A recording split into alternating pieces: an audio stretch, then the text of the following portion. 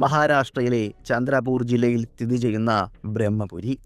ഇന്ത്യയിലെ ഏറ്റവും ചൂട് കൂടിയ 5 ജില്ലകളിലൊന്നാണ് ചന്ദ്രപൂർ. അവിടുത്തെ ഭൂമി വരണ്ട വനങ്ങളാൽ മൂടപ്പെട്ടതാണ്. അത്രമേൽ തീവ്രമായ ചൂടാണ് അവിടെ അനുഭവിക്കുന്നത്. അതിജീവനത്തിനായി ഓരോ കുടുംബത്തിലെ അംഗങ്ങളും അവരുടെ ഉത്തരവാദിത്തങ്ങൾ നിറവേറ്റുന്നു. കൃഷ്ണ നദി ആ ഗ്രാമത്തിൻ്റെ അരികിലൂടെ ശാന്തമായി ഒഴുകുന്നു.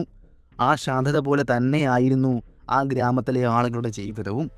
എപ്പോഴാണോ ഒരു പ്രളയം ഉണ്ടാകുന്നത്, അല്ലെങ്കിൽ എപ്പോഴാണോ മഴ പെയ്ത് വെള്ളപ്പൊക്കം ഉണ്ടാകുന്നത്, അപ്പോൾ ശാന്തത വെടിഞ്ഞുകൊണ്ട് കൃഷ്ണ നദി അട്ടഹസിച്ച് അലറി ഒഴുകുന്നു. അതുപോലെ തന്നെയാണ് ഒരു പ്രശ്നമുണ്ടാകുമ്പോൾ ആ ഗ്രാമത്തിലെ അവസ്ഥയും. ശാന്തത എങ്ങൊന്നുമില്ലാതെ അസ്തമിക്കും. അശാന്തി അവിടെ ഉടലെടുക്കും. ഞാനിന്ന് നിങ്ങളുമായി പങ്കുവയ്ക്കുവാൻ പോകുന്നത് ബ്രഹ്മപുരയിലെ നരഭോജിയായ ഒരു കടുവയുടെ കഥയാണ്.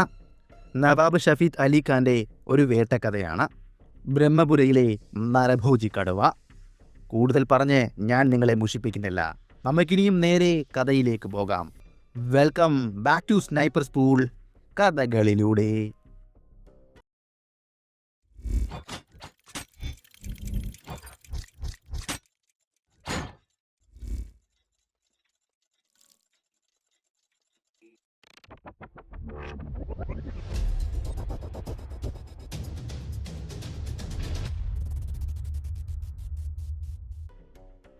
ഇന്ന് ഇന്ത്യയിൽ കടുവ സംരക്ഷണം വളരെ മികച്ച രീതിയിൽ തന്നെയാണ് നടക്കുന്നത്. അതുകൊണ്ടായിരിക്കുമല്ലോ ടാഡോബ പോലുള്ള നാഷണൽ പാർക്കിൽ കടുവകളുടെ എണ്ണം വർദ്ധിച്ചു വന്നത്. ഇങ്ങനെ കടുവകളുടെ എണ്ണം വർദ്ധിച്ചു വരുന്നതോടെ അവർക്കും അവരുടെ അതിർത്തികൾ വർദ്ധിപ്പിക്കേണ്ടതായി വരും. അതായത് അവർക്ക് കാടിന് പുറത്തേക്ക് ഇറങ്ങി തുടങ്ങേണ്ടതായി വരുമെന്നർത്ഥം. ജിം കോർബറ്റ് നാഷണൽ പാർക്കിൽ നിന്നും രാജാജി നാഷണൽ പാർക്കിലേക്കും കടുവകൾ വരാറുണ്ട്. കടുവയ്ക്ക് അറിയില്ലല്ലോ ഏതാണ് ജിം കോർബറ്റ്, ഏതാണ് രാജാജി, ഏതാണ് സിവിൽ ഫോറസ്റ്റ് എന്നൊന്നും അവയ്ക്കറിയില്ല. അവയ്ക്ക് എല്ലാം വനം തന്നെയാണ്. രാജാജി നാഷണൽ പാർക്കിൽ കടുവകൾ കുറവായതിനാൽ ജിം കോർബറ്റ് നാഷണൽ പാർക്കിലെ കടുവകൾക്ക് ടെറിട്ടറി വർദ്ധിപ്പിക്കുവാനായി ഈ പ്രദേശം എളുപ്പത്തിൽ ലഭിക്കുമായിരുന്നു. മനുഷ്യർ താമസിക്കുന്നിടത്തേക്ക് കടുവകൾ സാധാരണയായി കടന്നു വരാൻ മടിച്ചിരുന്നു. കാരണം അവർക്ക് വേണ്ടത്ര ഭക്ഷണവും വെള്ളവും എല്ലാം കാട്ടിൽ തന്നെ സുലഭമായി ലഭിച്ചിരുന്നു. കൂടാതെ മനുഷ്യർ അപകടകാരികളാണെന്നും ഈ ഇരുകാലി മൃഗങ്ങളെ ഒഴിവാക്കുന്നതാണ് നല്ലതെന്നും കടുവകൾക്ക് അറിയാമായിരുന്നു. പക്ഷേ അവരുടെ അതിർത്തികൾ തെങ്ങി നിറയുമ്പോൾ, അല്ലെങ്കിൽ അവർക്കവിടെ അതിജീവനം ദുസ്സഹമാകുമ്പോൾ കടുവകൾ മറ്റ് കടുവകളോട് പോരാടുന്നതിലും എളുപ്പം അവരെക്കാൾ താരതമ്യേന ദുർബലരായ ഇരകാലി മൃഗങ്ങളെ വേട്ടയാടുന്നതാണെന്ന് അവർ തിരിച്ചറിയും. അതായത് മനുഷ്യരെ വേട്ടയാടുന്നതാണ് ഏറ്റവും എളുപ്പമെന്ന് തിരിച്ചറിയുന്ന കടുവകൾ മനുഷ്യവാസമുള്ള കേന്ദ്രങ്ങളിലേക്ക് ഇറങ്ങുന്നു. മനുഷ്യരെ പോരാടി തോൽപ്പിക്കുകയും അവയുടെ മാംസത്തിനു വേണ്ടി വീണ്ടും വീണ്ടും അലയുകയും ചെയ്യുന്നു. അത് തന്നെയാണ് ഇവിടെയും നടന്നത്. ടഡോബ നാഷണൽ പാർക്കിലുള്ള കടുവയായിരുന്നു ഇത്. അവൻ്റെ ടെറിട്ടറിയിൽ മറ്റേതോ ഒരു കടുവ കയറിയപ്പോൾ അതിൻ്റെ ജീവിതം ദുസ്സഹമായി മാറിക്കാണണം. അവന് ഇര തേടാൻ കഴിയാനോ അവൻ്റെ ടെറിട്ടറിയിൽ സ്ഥിരമായി നിൽക്കുവാനോ കഴിയാതെ വന്നതോടെ അവൻ അവിടെ നിന്നും പുറത്തേക്ക് വന്നു. അതായത് ചന്ദ്രപുരി ജില്ലയിലേക്ക്. ബ്രഹ്മപുരി മേഖലയിൽ നടന്നുകൊണ്ടിരുന്ന ദുരന്തങ്ങളെക്കുറിച്ച്, അതായത് ആ കടുവയുടെ നരനായാട്ടിനെക്കുറിച്ച് ഡെപ്യൂട്ടി കൺസർവേറ്റീവ് ഓഫ് ഫോറസ്റ്റ്, അതായത് DCF അധികാരി നവാബ് ഷഫീദ് അലി ഖാനെ ഈ വിവരം വിളിച്ചറിയിച്ചു. അത് 2017 ജൂൺ 28 5 പേരടങ്ങുന്ന സംഘവുമായി അദ്ദേഹം ബ്രഹ്മപുരിയിലേക്ക് പുറപ്പെട്ടു. ഒരു രാത്രി നീണ്ടുനിന്ന യാത്രയ്ക്കൊടുവിൽ അദ്ദേഹം അവിടെ എത്തുകയും ചെയ്തു. ബ്രഹ്മപുരിയിൽ സംഭവിച്ചത് എന്താണ്? എവിടെ നിന്നുമാണ് അവിടേക്ക് കടുവകൾ കടന്നു വന്നത്? എന്തിനാണ് കടുവകൾ അവിടേക്ക് എത്തിയത്? ഇതിൻ്റെ എല്ലാം ഉത്തരം ഒന്നു മാത്രമാണ്. കടുവകളുടെ എണ്ണം വർദ്ധിച്ചു വന്നു. ടഡോബയിൽ മാത്രം ഏകദേശം 60 കടുവകളിലധികം ഉണ്ടായിരുന്നു. അവയ്ക്ക് ആവശ്യമായ ആഹാരവും വെള്ളവും ഒന്നും അവിടെ ലഭിക്കാതെ വന്നതോടെ അവ ഭക്ഷണം അന്വേഷിച്ച് മനുഷ്യവാസ കേന്ദ്രങ്ങളിലേക്ക് കടന്നു വന്നു. അതായത് കൃഷിയിടങ്ങൾക്ക് സമീപവും ഗ്രാമങ്ങൾക്ക് സമീപവും. അവിടെയാണല്ലോ മനുഷ്യർ മനുഷ്യരുടേതായ സ്വത്തുക്കൾ കാത്തു സൂക്ഷിച്ചു വെച്ചിരിക്കുന്നത്. അതുകൊണ്ട് ഉദ്ദേശിക്കുന്നത് ഗ്രാമത്തിലെ ആളുകളുടെ പ്രധാന ഉപജീവന മാർഗമാണ്. അതായത് അവരുടെ കന്നുകാലികൾ. അതിനെ ലക്ഷ്യം വെച്ചുകൊണ്ടായിരിക്കണം കടുവകൾ വനമിറങ്ങി ഇവിടേക്ക് എത്തുന്നത്. അങ്ങനെ ഗ്രാമങ്ങളിലേക്ക് എത്തുന്ന കടുവകൾ ധാരാളം വളർത്തുമൃഗങ്ങളെ കൊല്ലാൻ തുടങ്ങിയതോടെ ജനരോക്ഷം വർദ്ധിച്ചു വന്നു. അങ്ങനെ അവിടെ ഉയർന്നു വന്ന ജനരോക്ഷത്തെ ഇല്ലാതാക്കുവാൻ വേണ്ടിയായിരിക്കണം നഷ്ടപ്പെട്ട വളർത്തുമൃഗങ്ങളുടെ നഷ്ടപരിഹാരവും കൊടുക്കുവാൻ തുടങ്ങിയത്. ഇങ്ങനെ മുന്നോട്ട് പോകുന്നതിൻ്റെ ഇടയിലാണ് ഒരു സംഭവം റിപ്പോർട്ട് ചെയ്യുന്നത്. അത് 2017 2017 മെയ് 19 ഠാക്കറെ എന്ന 50 വയസ്സുള്ള ഒരു സ്ത്രീയെ കടുവ ആക്രമിച്ച് കൊലപ്പെടുത്തി എന്ന വാർത്തയായിരുന്നു അവിടെ ആകെ അലയടിച്ചത്. ഇതുവരെയും കടുവ ഇറങ്ങി വന്ന വന്യമൃഗങ്ങൾ അവരുടെ വളർത്തുമൃഗങ്ങളെ മാത്രമായിരുന്നു ലക്ഷ്യം വെച്ചിരുന്നത്. എന്നാൽ ഇപ്പോൾ അത് മാറി മനുഷ്യർക്ക് നേരെയും അതിൻ്റെ കരിനിഴലുകൾ വീഴുവാൻ തുടങ്ങി. അങ്ങനെ അവിടുത്തെ ഗ്രാമത്തിലെ ആളുകൾ ഭയത്തിൽ നിൽക്കുന്ന സമയം ഈ ഗ്രാമത്തിൽ നിന്നും 3 കിലോമീറ്റർ അപ്പുറമുള്ള മറ്റൊരു ഗ്രാമത്തിൽ, ആ ഗ്രാമത്തിൻ്റെ പേര് ബെല്ലാപൂർ എന്നാണ്. ആ ഗ്രാമത്തിലാണ് അടുത്ത കടുവയുടെ ആക്രമണം ഉണ്ടായത്. അതും ആദ്യം നടന്ന സംഭവത്തിൽ നിന്നും ഏകദേശം 4 ദിവസങ്ങളുടെ വ്യത്യാസത്തിൽ. ഇത്തവണ കടുവ ആക്രമിച്ചത് അവിടുത്തെ ആളുകൾ ഭായി എന്ന് വിളിക്കുന്ന 40 വയസ്സുള്ള ഒരാളെ ആയിരുന്നു. ഈ സംഭവം കൂടി നടന്നപ്പോൾ ആദ്യം നടന്ന ആ കൊലപാതകമുണ്ടല്ലോ, അതൊരൊറ്റപ്പെട്ട സംഭവമായി കണക്ക് കൂട്ടുവാൻ ഗ്രാമത്തിലെ ആളുകൾ തയ്യാറായില്ല. അങ്ങനെയിരിക്കെ കടുവയുടെ അടുത്ത ആക്രമണം ഉണ്ടായി. അത് ജൂൺ 21 55 വയസ്സുള്ള മധുക്കർ ഠാക്കർ എന്ന വ്യക്തിക്ക് നേരെയായിരുന്നു കടുവ ആക്രമണം അഴിച്ചുവിട്ടത്. കടുവയുടെ ആക്രമണത്തിൽ അയാൾ കൊല്ലപ്പെട്ടു. ഈ സംഭവം കൂടി അവിടെ ഉണ്ടായതോടെ അവിടുത്തെ ഗ്രാമത്തിലെ ആളുകളുടെ ക്ഷമ നശിച്ചു. വനംവകുപ്പ് ഉദ്യോഗസ്ഥർ ഈ കടുവയെ പിടിക്കുവാൻ വേണ്ടി ഒന്നും തന്നെ ചെയ്യുന്നില്ല എന്നതായിരുന്നു അവരുടെ പരാതി. അങ്ങനെ അവർ സഹികെട്ട് റോഡ് ഉപരോധിക്കുവാൻ തന്നെ തീരുമാനിച്ചു. അങ്ങനെ അവർ അവിടുത്തെ പാത ഉപരോധിച്ചു. വനംവകുപ്പ് ഉദ്യോഗസ്ഥരുടെ വാഹനം അതുവഴി കടന്നു വന്നപ്പോൾ അവിടെ കൂടി നിന്ന ആളുകൾ ചേർന്ന് ആ വാഹനങ്ങൾ അത്രയും തടഞ്ഞു. ഇത്രയും സംഭവങ്ങൾ അവിടെ അരങ്ങേറിയതോടെ ഡെപ്യൂട്ടി കൺസർവേറ്റർ ഓഫ് ഫോറസ്റ്റ് ഒരു തീരുമാനമെടുത്തു. ഈ കടുവയെ എങ്ങനെയെങ്കിലും കൊല്ലണം. ഫോറസ്റ്റ് ഉദ്യോഗസ്ഥരെ കൊണ്ട് ആ കടുവയെ പിടിക്കുവാനോ കൊല്ലുവാനോ സാധിക്കില്ല. അതുകൊണ്ട് തന്നെ നവാബ് ഷഫീദ് അലി ഖാനെ ഈ ദൗത്യം ഏൽപ്പിക്കണമെന്ന് അദ്ദേഹം ചിന്തിക്കുകയും അദ്ദേഹത്തിൻ്റെ സഹായം തേടുകയും ചെയ്തു. അങ്ങനെയാണ് അലി ഖാൻ ഈ കഥയിലേക്ക് എത്തുന്നത്. അങ്ങനെ നവാബും അദ്ദേഹത്തിൻ്റെ സംഘവും ഗ്രാമത്തിലെത്തിച്ചേർന്നു. അവിടെ എത്തിയ അലി ഖാൻ വെറുതെ ഇരുന്നില്ല. ആ കടുവയെ പറ്റിയുള്ള കൂടുതൽ വിവരങ്ങൾ ശേഖരിക്കുവാൻ വേണ്ടി അദ്ദേഹം ഗ്രാമത്തിന് പുറത്തേക്കിറങ്ങി. അദ്ദേഹത്തിനെ കൊണ്ടാവുന്നതുപോലെ ആളുകളോട് തിരക്കുകയും കടുവയുടെ കാലടയാളങ്ങൾ കണ്ട സ്ഥലത്തേക്ക് പോകുകയും ചെയ്തു. അതിൽ നിന്നും അദ്ദേഹത്തിന് മനസ്സിലായത് ഇതാണ്: ഈ പ്രദേശത്ത് 4 കടുവകളുണ്ട്. അതും 4 മുതിർന്ന കടുവകളാണ്. അതുകൂടാതെ കൂട്ടമായി നടക്കുന്നവയുമുണ്ട്. എന്ന് വെച്ചാൽ ഒരു കുടുംബമായി. പ്രായപൂർത്തിയാകുന്നത് വരെയും ആൺകടുവകളെല്ലാം അമ്മയുടെ കൂടെ തന്നെയാണല്ലോ. അത് ഞാൻ പല കഥകളിലും പറഞ്ഞിട്ടുണ്ട്. അങ്ങനെയുള്ള കൂട്ടത്തിൻ്റെ കാര്യമാണ് നമ്മൾ ഉദ്ദേശിച്ചത്. ഇവിടെ നരഭോജിയായ ആ കടുവ ഒറ്റയ്ക്കാണ് സഞ്ചരിക്കുന്നത്. അതുകൊണ്ട് തന്നെ ആ കടുവ തന്നെയാണോ നരഭോജിയായ കടുവയെന്ന് കണ്ടെത്തുവാൻ വളരെ പ്രയാസമാണ്. കടുവകൾ രാത്രികാലങ്ങളിൽ ഇര തേടുവാൻ പോകുകയും പകൽ സമയങ്ങളിൽ വിശ്രമിക്കുകയും ചെയ്യുന്നു. ഇതും അലി ഖാൻ അറിയാമായിരുന്നു.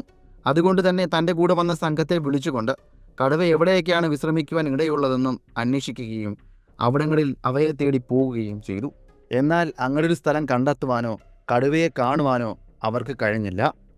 അങ്ങനെ ഇരിക്കുന്ന സമയമാണ് മറ്റൊരു സംഭവം ഉണ്ടായത്. ജൂലൈ 29 അവരെ തേടി മറ്റൊരു വാർത്തയെത്തി. കടുവ 2 ആടുകളെ കൊന്നു എന്ന വാർത്തയായിരുന്നു അവരെ തേടിയെത്തിയത്. വാർത്ത കേട്ട ഉടനെ തന്നെ അലിഖാനും സംഘവും സംഭവം നടന്ന സ്ഥലത്തേക്ക് പാഞ്ഞു. ഗ്രാമത്തിൽ നിന്നും ഏകദേശം 30 അടി മാറിയാണ് കടുവ പിടിച്ചുകൊണ്ടുപോയ ആടുകളുടെ ജഡം കിടന്നിരുന്നത്. അതിൽ നിന്നും മാംസം കടുവ ആവോളം ആഹരിച്ചിട്ടുണ്ട്. അലിഖാനും സംഘവും ആ പരിസരമാകെ അരിച്ചു പെറുക്കി. കടുവ ഇരയിലേക്ക് തിരികെ വന്നതിൻ്റെ പാടുകളൊന്നും തന്നെ അവർക്ക് കണ്ടെത്തുവാൻ സാധിച്ചില്ല. എന്നുവെച്ചാൽ ഇരയുടെ അരികിലേക്ക് അത് വീണ്ടും വരികയില്ല എന്നാണ് അർത്ഥം. വനംവകുപ്പ് ഉദ്യോഗസ്ഥർ ഈ കടുവയ്ക്ക് ഒരു പേര് നൽകിയിട്ടുണ്ട്. സീവൺ എന്നാണ് ഈ കടുവയെ അവർ വിളിക്കുന്നത്. ഇതൊരു പെൺകടുവയാണ്. ഇവളുടെ ഏറ്റവും വലിയ പ്രത്യേകതകളിൽ ഒന്ന് ഇത് തന്നെയാണ്. പെൺകടുവ ആരെയാണോ ലക്ഷ്യം വയ്ക്കുന്നത് അതിനെ കീഴ്പ്പെടുത്തി കൊലപ്പെടുത്തും. അതും പെടലി ഒടിച്ചാണ് അവൾ കൊല്ലുന്നത്. കൊന്നതിൻ്റെ ശേഷം അവൾ മുഖം ഭക്ഷിക്കും. അതിനുശേഷം ബാക്കിയും. ഒരിക്കലും താൻ പിടിച്ചിട്ട ഇരയുടെ അരികിലേക്ക് വീണ്ടും മാംസം ആഹരിക്കുവാൻ മടങ്ങി അവൾ എത്താറില്ല. ഇത് തന്നെയായിരുന്നു ആ കടുവയെ തിരിച്ചറിയാനുള്ള ഏറ്റവും വലിയ അടയാളം. സീവൺ എന്ന് വിളിക്കുന്ന ആ കടുവയ്ക്ക് മനുഷ്യരെ യാതൊരു ഭയവും ഉണ്ടായിരുന്നില്ല. അവൾ പതിയെ പതിയെ ആ ധൈര്യമത്രയും സംഭരിച്ചെടുത്തതാണ്. സീവൺ എന്ന പെൺകടുവ കന്നുകാലിത്തൊഴുത്തിന് 20 മീറ്റർ അടുത്തുവരെ അവൾ വരും. ടോർച്ചടിച്ചാലോ പടക്കം പൊട്ടിച്ചാലോ അവളൊന്ന് ഭയപ്പെടുകയോ തിരിച്ചു പോകുകയോ ചെയ്യാറില്ല. കൂടുതൽ മുട കാണിച്ചു കഴിഞ്ഞാൽ കന്നുകാലിയെയും മറ്റും മേയ്ക്കുവാൻ കൊണ്ടുവരുന്ന ഇടയന്മാരില്ലേ, അവർക്ക് നേരെയും അവൾ ചാർജ് ചെയ്തു വരും. എന്നിട്ടും അവർ പേടിച്ചില്ല എങ്കിൽ അവരെ കൊന്നുകളയും. ജൂലൈ 1 സീവൺ കാടിറങ്ങി റോഡിലേക്ക് വന്നു. അത് ഗ്രാമത്തിൽ നിന്നുമുള്ള ചിലർ കാണുകയും ചെയ്തു. ആ റോഡ് ചെന്ന് ചേരുന്നത് ഒരു തടാകത്തിലേക്കായിരുന്നു. ആ റോഡിനെ പിന്തുടർന്നുകൊണ്ട് ആ കടുവ പതിയെ പതിയെ മുന്നിലേക്ക് നീങ്ങി. ആ തടാകം ലക്ഷ്യമാക്കിയാണ് ആ പെൺകടുവ ഇപ്പോൾ പോയിക്കൊണ്ടിരിക്കുന്നത്. ആ തടാകത്തിൽ ഒരു കാട്ടുപന്നി വിശ്രമിക്കുന്നുണ്ടായിരുന്നു. തടാകത്തിന് ഏകദേശം 30 മീറ്റർ അകലെ എത്തിയപ്പോഴാണ് കടുവ അത് ശ്രദ്ധിച്ചത്. ആ കാട്ടുപന്നിയുടെ വലിപ്പം അത് കണ്ടതും ആ കടുവ അവിടെ നിന്നും പിന്മാറി പോകുവാൻ തീരുമാനമെടുത്തു. അത് മറ്റൊന്നും കൊണ്ടായിരുന്നില്ല. സാധാരണ കടുവകൾ കാട്ടുപന്നികളെ കൊല്ലുന്നതും ആക്രമിക്കുന്നതും ഒഴിവാക്കാറാണ് പതിവ്. അവർക്ക് വേറൊരു വഴിയുമില്ലെങ്കിൽ മാത്രമാണ് കാട്ടുപന്നികളെ വേട്ടയാടാറ്. കാട്ടുപന്നികളാണ് ഏറ്റവും വലിയ അപകടകാരി എന്ന് കടുവകൾക്കറിയാമായിരുന്നു.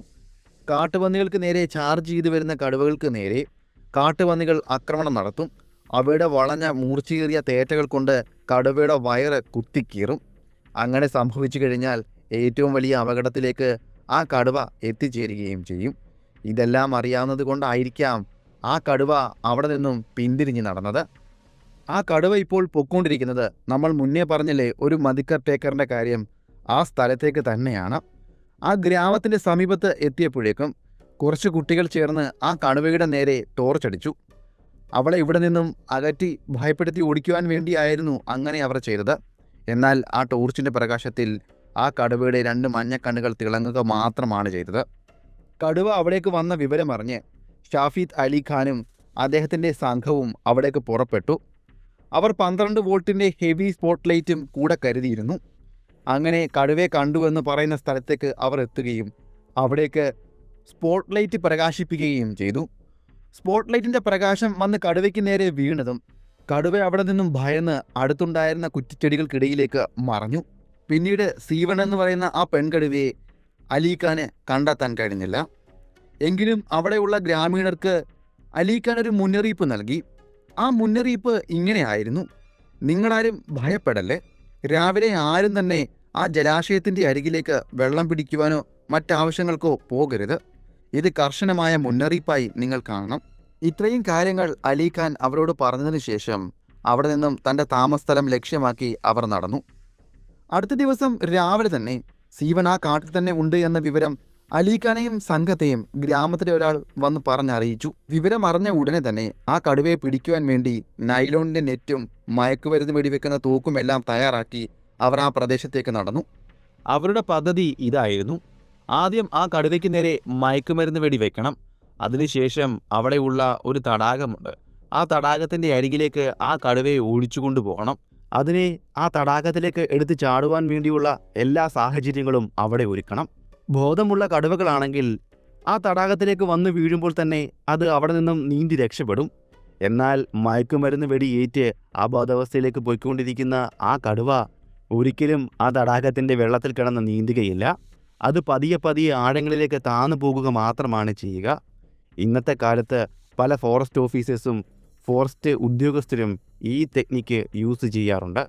കടുവ നേരത്തെ ഇരുന്നു എന്ന് പറയുന്ന ആ കുറ്റിക്കാടില്ലേ, അവിടേക്ക് അലിഖാനും സംഘവും ഒരു ട്രാക്ടറിൽ കയറി പുറപ്പെട്ടു.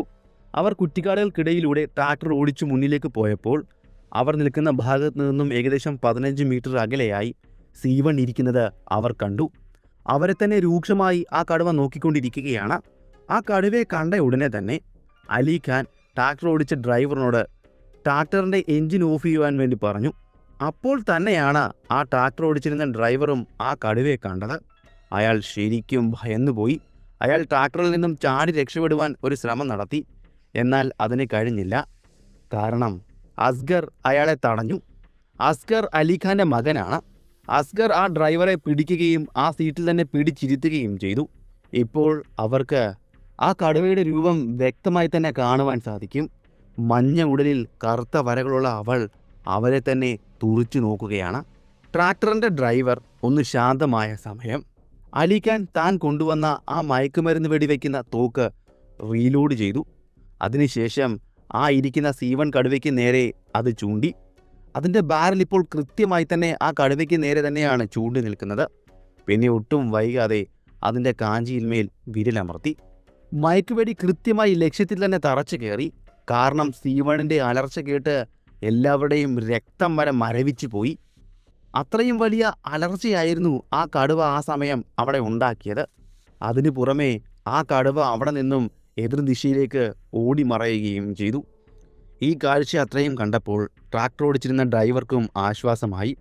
അയാൾ ആ കടുവ ഓടിയ ഭാഗത്തേക്ക് തൻ്റെ ട്രാക്ടർ തിരിച്ചു. എന്നാൽ ഒരു പ്രശ്നമുണ്ടായിരുന്നു.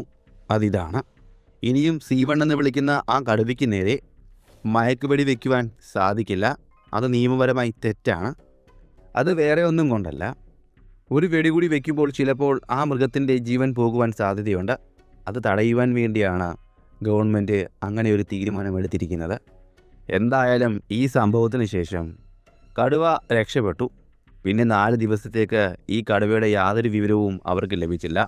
എന്നാൽ 4 ദിവസങ്ങൾക്കപ്പുറം മറ്റൊരു വാർത്ത അവരെ തേടിയെത്തി. ഈ കടുവ ഒരു പശുവിനെ കൊന്നു എന്ന വാർത്തയായിരുന്നു അവരെ തേടിയെത്തിയത്. ആ പശുവിൻ്റെ കഴുത്ത് കടിച്ചൊടിച്ചിരുന്നു.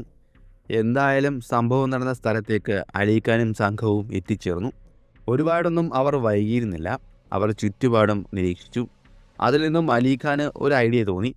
ഇവിടെ ഒരു മച്ചാൻ തയ്യാറാക്കി ഇനിയും അതിന് മുകളിലിരുന്ന് ആ കടുവയെ വേട്ടയാടുവാനായിരുന്നു അദ്ദേഹം തീരുമാനിച്ചത്. എന്നാൽ അദ്ദേഹത്തിൻ്റെ മകനായ അസ്കർ അതിൽ നിന്നും അവരെ തടഞ്ഞു. കാരണം അവൻ അതിൻ്റെ മുകളിൽ ഒരു ചുവന്ന ഉറുമ്പിനെ കണ്ടിരുന്നു.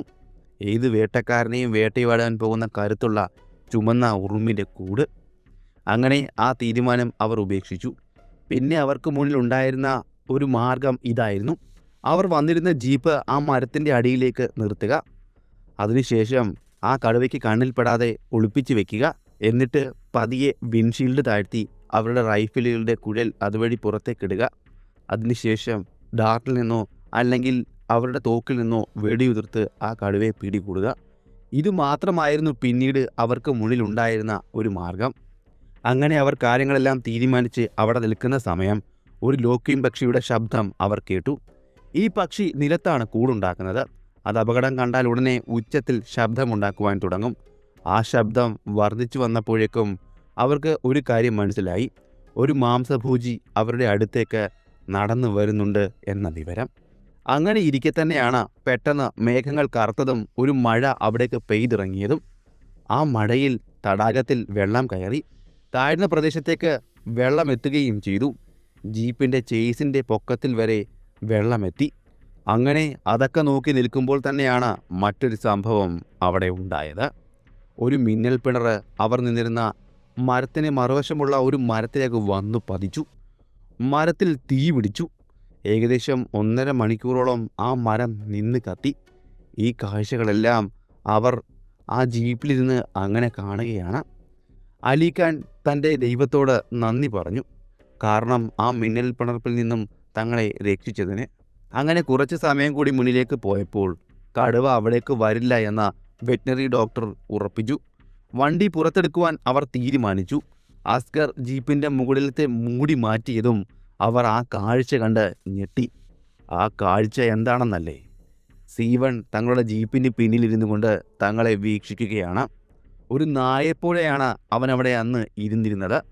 തോക്കെടുത്ത് ലക്ഷ്യം വയ്ക്കുവാൻ ഒരുങ്ങിയപ്പോഴേക്കും സീവൺ അടുത്തുണ്ടായിരുന്ന ഒരു കുറ്റിക്കാടിനുള്ളിലേക്ക് കയറി അപ്രത്യക്ഷമായി. അല്പസമയം കൂടി അവർ അവിടെ കാത്തു. കടുവ ഇനിയും അവിടേക്ക് വരില്ല എന്ന് ഉറപ്പിച്ചതോടെ അവർ അവിടെ നിന്നും ജീപ്പ് എടുത്തുകൊണ്ട് 11ാം ഗ്രാമത്തിലേക്ക് പോയി. മിന്നലിൽ നിന്നും കടുവയിൽ നിന്നും തങ്ങളെ രക്ഷിച്ചതിന് അവർ ദൈവത്തോട് നന്ദി പറഞ്ഞു. എന്നാൽ അലീഖാന് യാതൊരു സമാധാനവും ഉണ്ടായിരുന്നില്ല. അന്ന് ജൂലൈ 9 ആയിരുന്നു. സമയം ഏകദേശം 4:15 കാണും. ഫീൽഡ് സ്റ്റാഫ് അവർക്കായി മറ്റൊരു മച്ചാൽ വനത്തിൽ തയ്യാറാക്കിയിരുന്നു. ആ വിവരം അവരെ അറിയിക്കുകയും ചെയ്തു. വെറ്റിനറി ഡോക്ടറോട് പറഞ്ഞ് ആ കടുവയെ വെടിവെക്കുവാനുള്ള മറ്റൊരു ഡാർട്ട് അവർ തയ്യാറാക്കി. അതെല്ലാം റെഡിയാക്കിയ ശേഷം പുതിയ മച്ചാൻ ലക്ഷ്യമാക്കി അലീഖാനും ഡോക്ടറും യാത്ര തിരിച്ചു. അവരുടെ കൈവശം ഉണ്ടായിരുന്നത് ടോർച്ച്, വെള്ളം, കൊതുകിനെ അകറ്റുവാനുള്ള മരുന്ന്, പ്രാഥമിക ശുശ്രൂഷയ്ക്കുള്ള കിറ്റ് എന്നിവയായിരുന്നു. അങ്ങനെ അവർ ആ മച്ചാൻ്റെ സമീപത്തെത്തിച്ചേർന്നു. ഡോക്ടറും അലീഖാനും പിന്നെ കുറച്ച് ആളുകളും ഉണ്ടായിരുന്നു. അവരോട് അലീഖാൻ പറഞ്ഞത് ഇതാണ്: ഇനിയും നമ്മൾ വന്ന വിവരം ആ കടുവ ഇവിടെ എവിടെയെങ്കിലും മറഞ്ഞിരുന്ന് കണ്ടു കാണും. അങ്ങനെ കണ്ടു കഴിഞ്ഞാലും അവൻ്റെ ശ്രദ്ധ മാറ്റുവാൻ വേണ്ടി നമുക്ക് ഒരു കാര്യം ചെയ്യാം. നമ്മൾ ഇവിടെ നിന്ന് പോയി എന്ന് അവനെ ധരിപ്പിക്കുവാൻ വേണ്ടി നിങ്ങൾ ശബ്ദമുണ്ടാക്കി അതുവഴി നടന്നു പോകണം. അവൾ അത് കാണുകയാണെങ്കിൽ അവൾ കരുതിക്കോളും നമ്മളിവിടെ നിന്ന് പോയി എന്ന്. അങ്ങനെ ആ സംഘം നടന്നു നീങ്ങി. മറ്റൊരു സംഘം കൂടി ഉണ്ടായിരുന്നു. അതായത് അസ്കർ, അതായത് നമ്മൾ മുന്നേ പറഞ്ഞില്ലേ അലിഖാൻ്റെ മകൻ. അവനും കുറച്ച് ആളുകളും കൂടി ചേർന്ന് ട്രാക്ടറിൽ ഇവിടെ നിന്നും ഏകദേശം 1 കിലോമീറ്റർ അപ്പുറം ആ കടുവയ്ക്ക് വേണ്ടി കാത്തു നിന്നു. ഭയന്ന് ഇവിടെ കൂടി വരുന്ന കടുവയെ നെറ്റിട്ട് പിടിക്കുവാൻ വേണ്ടിയാണ് അവർ അവിടെ കാത്തു നിന്നത്. അലിഖാനും ഡോക്ടറും തികഞ്ഞ നിശബ്ദതയോടെ ആ കടുവയ്ക്ക് വേണ്ടി അവിടെ കാത്തു നിന്നു. അന്തരീക്ഷവും അതുപോലെ തന്നെ നിശബ്ദമായിരുന്നു. ഒരു ഇലകൾ പോലും അനങ്ങുന്നുണ്ടായിരുന്നില്ല. അലിഖാന് തോന്നി, ഇനിയും ഇത്രയും തയ്യാറെടുപ്പുകൾ എടുത്തത് വ്യർത്ഥമാകുമോ? കടുവ ഇന്നും പുറത്തേക്ക് വരില്ലേ? പല ചോദ്യങ്ങളും അദ്ദേഹത്തിൻ്റെ മനസ്സിലൂടെ അങ്ങനെ കടന്നുപോയി. അങ്ങനെ അവർ അക്ഷമയോടെ ആ കടുവയ്ക്ക് വേണ്ടി കാത്തു നിന്നപ്പോൾ കൃത്യം വൈകുന്നേരം 5:30 ആയതോടെ അവർക്ക് രൂക്ഷമായ ഗന്ധം അനുഭവപ്പെട്ടു. മാംസത്തിൻ്റെ ചീഞ്ഞ മണമായിരുന്നു അവർക്ക് അനുഭവിക്കുവാൻ കഴിഞ്ഞത്. അലിഖാൻ തൻ്റെ മൂക്കത്ത് വിരൽ വെച്ചമർത്തി. ഡോക്ടർ പറഞ്ഞു, ഇത് കടുവ വന്നതിൻ്റെ സൂചനയൊന്നുമല്ല. അദ്ദേഹം ഒന്ന് പുഞ്ചിരിച്ചു. എന്നാൽ അല്പസമയം കൂടി കഴിഞ്ഞപ്പോഴേക്കും അതേ ഗന്ധം ഒന്നുകൂടി ശക്തമായി തിരിച്ചു വന്നു. അതെ, അവൾ വന്നതിൻ്റെ ഗന്ധം തന്നെയായിരുന്നു അത്. അവളിപ്പോൾ നിൽക്കുന്നത് ആ ഇരയുടെ അരികിലാണ്, ആ ചത്ത് കിടക്കുന്ന പശുവിൻ്റെ അരികിൽ. ആ പശുവിനെ ഒരു മരത്തിൽ കെട്ടിയിരുന്നു എന്ന് പറഞ്ഞിരുന്നില്ലേ? അവൾ ആ കയറ് വലിച്ചു പൊട്ടിച്ചു. ആ പശുവിനെ വലിച്ചിഴച്ചുകൊണ്ട് ആ കനാലിൻ്റെ അരികിൽ ലക്ഷ്യമാക്കി അവൾ നടന്നു. കടുവ തൻ്റെ ഇരയെ വലിച്ചിഴച്ചുകൊണ്ട് സ്വല്പം കൂടി മുന്നിലേക്ക് പോയപ്പോൾ അലിഖാൻ തൻ്റെ തോക്കിൽ നിന്നും വെടിയുതിർത്തു. ആ സമയം അദ്ദേഹത്തിൻ്റെ കൈവശമുണ്ടായിരുന്നത് ഒരു മയക്കുമരുന്ന് വെടിവെക്കുന്ന തോക്കായിരുന്നു. ലക്ഷ്യം കൃത്യമായി തന്നെ കൊണ്ടുവന്ന് അദ്ദേഹത്തിന് മനസ്സിലായി. കടുവയുടെ തലയ്ക്ക് താഴെ പെടലിലാണ് ആ മയക്കുമരുന്ന് വെടി കൊള്ളുന്നതെങ്കിൽ അതിവേഗം തന്നെ കടുവ മയങ്ങി വീഴും. എന്നാൽ ശരീരത്തോ കാലിലോ ആണ് കൊള്ളുന്നതെങ്കിൽ ആ മരുന്ന് ശരീരത്തിലൂടെ അത്രയും ദൂരം സഞ്ചരിച്ച് വേണം എത്തുവാൻ. അപ്പോൾ സമയമെടുക്കും. വെടി ആ കടുവയുടെ ശരീരത്തിൽ തറച്ചു കയറിയപ്പോൾ തന്നെ ആ ഡാർട്ട് കുലുക്കിക്കളയുവാൻ ആ കടുവ നോക്കിയിരുന്നു. എന്നാൽ അത് ശരീരത്തിൽ നിന്നും ഊരിപ്പോയില്ല. കടുവ കടിച്ചു പിടിച്ച ഇരയെ താഴെ കിട്ടു. ഉച്ചത്തിൽ ഒന്നലറി. അപ്പോഴേക്കും തൻ്റെ വയർലെസ് സെറ്റ് ഉപയോഗിച്ച് ആസ്കറിന് നിർദ്ദേശങ്ങൾ കൊടുത്തു കഴിഞ്ഞിരുന്നു. വലയും മറ്റ് സാധനങ്ങളുമായി ഇവിടേക്ക് റെസ്ക്യൂ ടീമിനൊപ്പം വരുവാനായിരുന്നു അദ്ദേഹം വിളിച്ചു പറഞ്ഞത്. അതിൻ്റെ കൂടെ ഒരു കാര്യം കൂടി അദ്ദേഹം പറഞ്ഞു. കടുവയുടെ കയ്യിൽ നിന്നും ആക്രമണത്തിന് ഇരയായി തീരാതിരിക്കുവാൻ വേണ്ടി അവർ ആയുധങ്ങൾ കൈവശം വെക്കണമെന്നും. അതിനുശേഷം അലിഖാൻ പതിയെ മരത്തിൽ നിന്നും താഴേക്കിറങ്ങി ആ കടുവയെ തിരഞ്ഞ് പതിയെ മുന്നിലേക്ക് നടന്നു. കടുവയെ കണ്ട ഭാഗത്തേക്ക് അവർ എത്തിയപ്പോഴേക്കും കടുവ അവിടെ നിന്നും പോയി കഴിഞ്ഞിരുന്നു. അലിഖാനും ഡോക്ടറും കൂടി ചേർന്ന് ആ കടുവയെ അന്വേഷിച്ചു. കുറച്ചു ദൂരം മുന്നിലേക്ക് നടന്നു കഴിഞ്ഞപ്പോഴേക്കും കടുവ അവിടെ ഇരിക്കുന്നത് അലിഖാൻ കണ്ടു. തൻ്റെ റൈഫിൾ എടുത്ത് അതിന് നേരെ ചൂണ്ടി. അപ്പോഴേക്കും ഡോക്ടർ പറഞ്ഞു, അരുത്. ഡോക്ടർ ഒരു ഡാർട്ട് കൂടി നിർമ്മിക്കുകയും അലിഖാൻ്റെ കയ്യിൽ കൊടുക്കുകയും ചെയ്തു. അലിഖാൻ ഒരു ഷോട്ട് കൂടി ആ കടുവയുടെ ശരീരത്തിലേക്ക് തുളച്ച് കയറ്റി.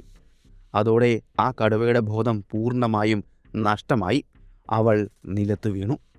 അപ്പോഴേക്കും രക്ഷാസംഘവും അവിടേക്ക് എത്തിയിരുന്നു. അതായത് നമ്മൾ മുന്നേ പറഞ്ഞില്ലേ അലിഖാൻ്റെ മകനും സംഘവും, അവരും വലയെടുത്തുകൊണ്ട് അവിടേക്ക് അപ്പോഴേക്കും എത്തിയിരുന്നു. മയങ്ങിക്കിടന്നിരുന്ന കടുവയുടെ ശരീരത്തിലേക്ക് അവർ വല വീശി അതിലേക്ക് കുരുക്കി. അത് കഴിഞ്ഞ് അവർ അതിനെ ഒരു കൂട്ടിലേക്ക് കയറ്റി.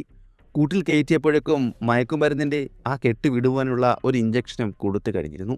അല്പസമയം കഴിഞ്ഞപ്പോഴേക്കും കൂട്ടിൽ അവന് ബോധം വീണു. അതെ, ബ്രഹ്മപുരയിലെ നരഭോജിയായ കടുവയ്ക്ക് ബോധം വീണ് കഴിഞ്ഞിരുന്നു. എന്നാൽ അപ്പോഴേക്കും അവൻ കൂട്ടിൽ അകപ്പെട്ട് കഴിഞ്ഞിരുന്നു. നമ്മുടെ ഇന്നത്തെ കഥ ഇവിടം കൊണ്ട് അവസാനിക്കുകയാണ്. ഞാൻ ഈ പറഞ്ഞ കഥ നിങ്ങൾക്ക് ഇഷ്ടമായെങ്കിൽ ചാനൽ ഒന്ന് സബ്സ്ക്രൈബ് ചെയ്യുന്ന കാര്യമൊന്ന് പരിഗണിക്കുക. അതുപോലെ നിങ്ങളുടെ ഇഷ്ടം കമൻറ്റിലൂടെയും ലൈക്കിലൂടെയും അറിയിക്കുക. അപ്പോൾ പുതിയൊരു വീഡിയോയുമായി ഞാൻ അടുത്ത ദിവസം വരുന്നതായിരിക്കും. അതുവരെ ഗുഡ് ബൈ.